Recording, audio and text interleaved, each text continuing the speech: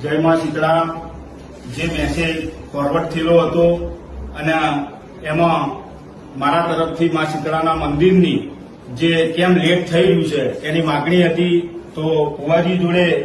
અમારા ટોટલી વાતચીત થઈ ગઈ। એમાં જે કોઈ પણ પ્રશ્ન હતા એની વિગતવાર ચર્ચા થઈ ગઈ અને સાંથલ ગામના વિકાસની પણ વાત થઈ ગઈ અને ટોટલી રીતે થઈ ગઈ। પણ જો કદાચ એ મેસેજથી ભુવાજીનું દિલ દુભાયું હોય તો હું ફ્રેન્ડલી સોરી માંગુ છું અને સાંથલ ગામના વિકાસની અંદર કે જે પણ કોઈ કાર્ય હશે એમાં સાથ અને સહકાર આપી અને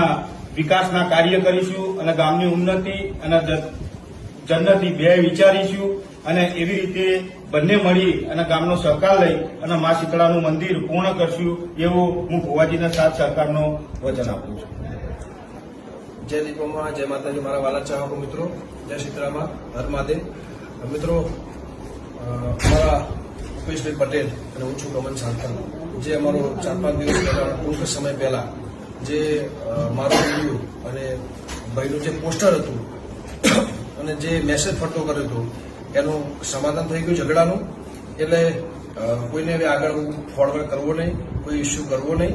અને આખા ગામ વતીથી અને આખા ગામની લાગણી પ્રેમ અને ભાવથી અને આખા ગામની સંમતિ ભેગા થઈને આગેવાનોનું માન